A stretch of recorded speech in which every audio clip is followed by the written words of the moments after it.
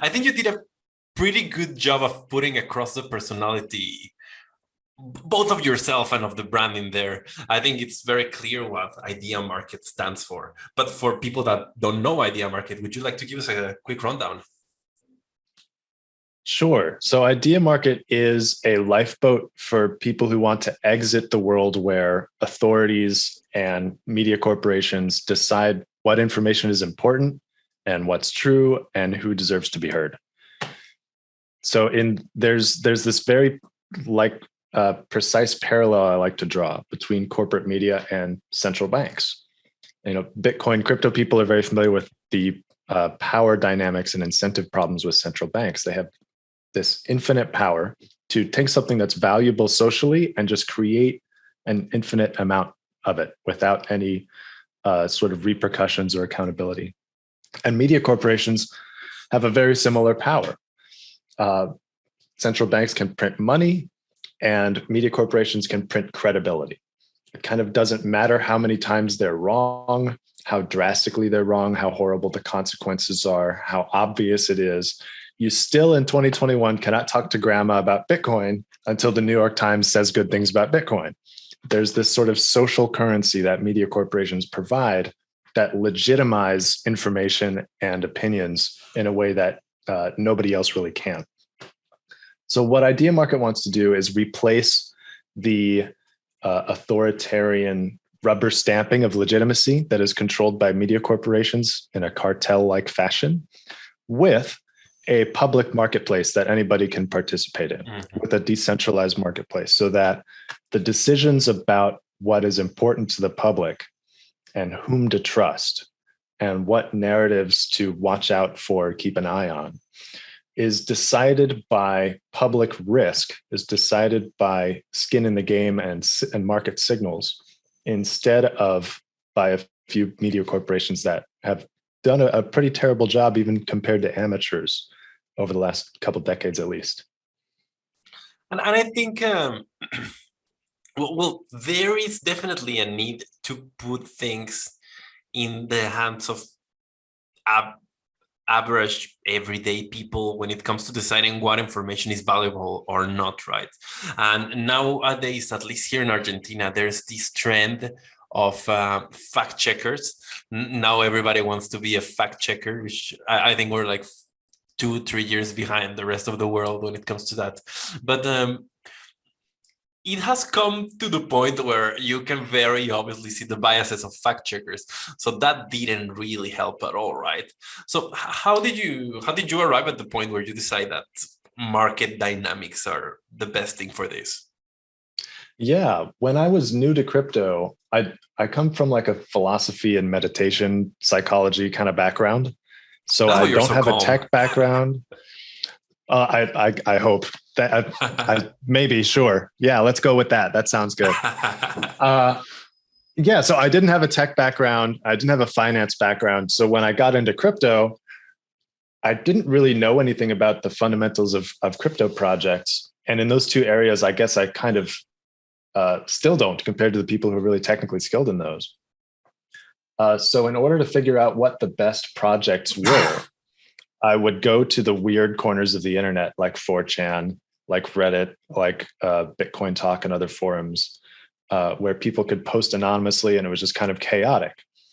And I enjoyed these places because this is where the best information about crypto projects would often become public earliest, first.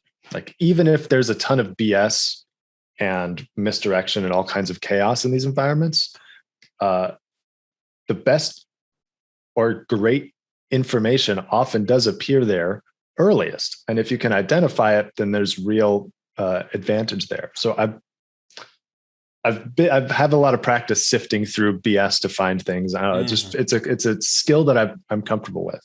But what struck me about those environments, what struck me about places like 4chan, was that everybody was always saying, shill me X, tell me what I'm missing, tell me what's the best thing in the world that nobody knows about.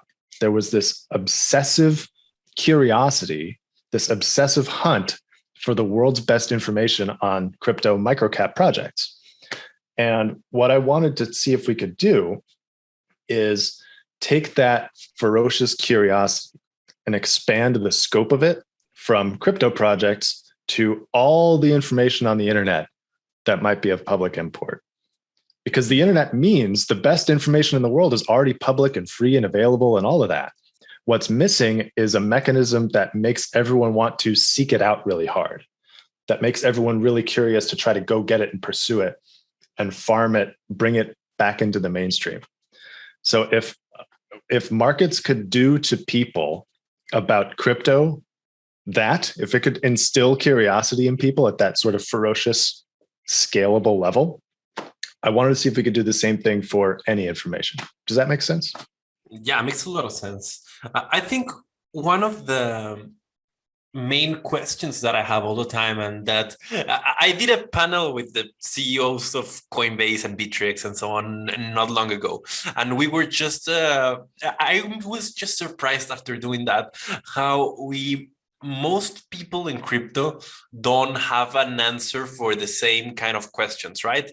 Because we all agree on a lot of things, we all have a lot of common ideas, but at the same time, a lot of us do not know, for example, what's needed to take this thing into the mainstream, what's needed to get everybody involved in understanding Bitcoin. That's one that's already a little bit in the past, right? But you understand the direction I'm going to, or the decentralized internet, or whatever it is. And it just strikes me as one of those things where you would wonder if this is something that will ever only interest a bunch of nerds, as opposed to like getting everyone on board with market dynamics for ideas. Yeah, it seems like with any new thing, there's a core group of people that like understands the relevance really well and thinks it's really cool. And then as that grows, the narrative around it changes to fit the demographic that it's now appealing to.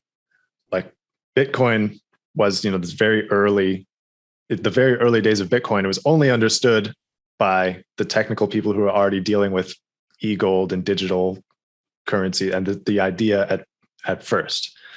And then I'm not really a Bitcoin historian, but the narrative around it has evolved between like digital cash, be your own bank, store of value, like reserve currency.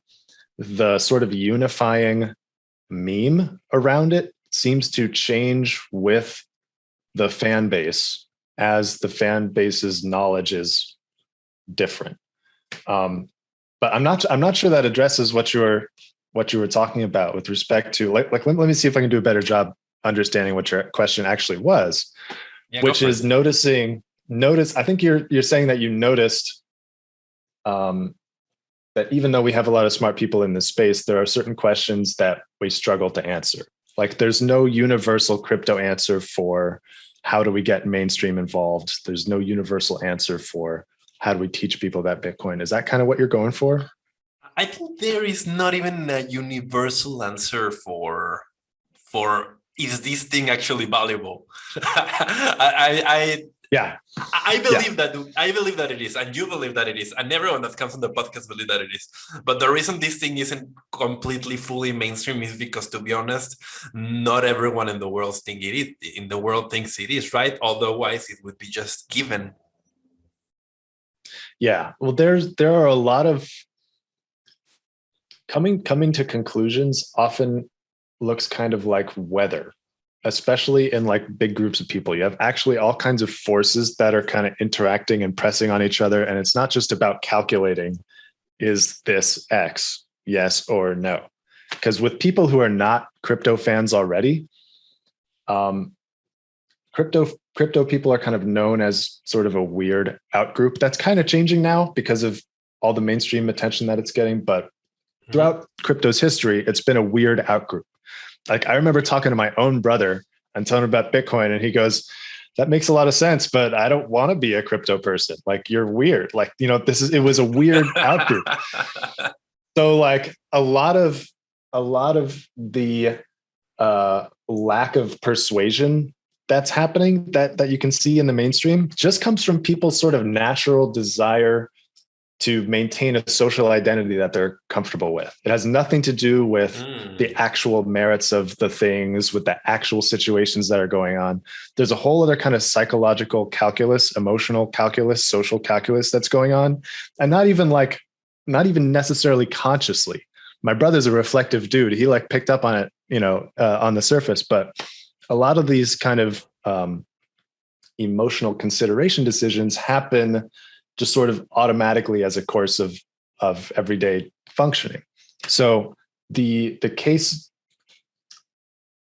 problem of selling something new like Bitcoin is more than the merits. It's about making it feel like this is for me. I'm okay with this. This is something that speaks to me and that I'm comfortable with.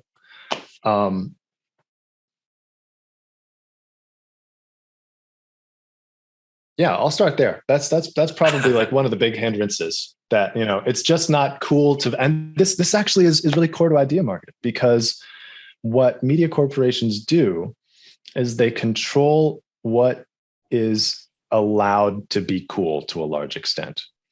I can't talk to grandma about Bitcoin unless the New York Times talks about it, because she depends on the New York Times to say, this is okay for you to believe. This is okay for you to entertain. And that power tends to be wielded to obstruct progress and to obstruct thinking. There's no secret that media corporations have tended to be unfriendly to Bitcoin and crypto as a general orientation. And by controlling what is allowed to be cool, what is mainstream, and who is outcast or ostracized or ignored in a certain way, it affects the landscape of persuasion. It affects what has to happen in order to reach those people, because it becomes less a matter of choosing between two equal alternatives and more a matter of, do I like this thing enough that I will risk my social and emotional identity to pursue it? It just makes it much more uphill. So if we can level that out, if we can take away this sort of unilateral cartel-like control over what's publicly acceptable, what's socially acceptable in like a mainstream sense or a institutional sense, people will have a much easier time being rational, because it's not about social acceptance so much anymore. If we can make it about the actual things and not about the status games, then persuading people about something good becomes much more about that good thing's merits.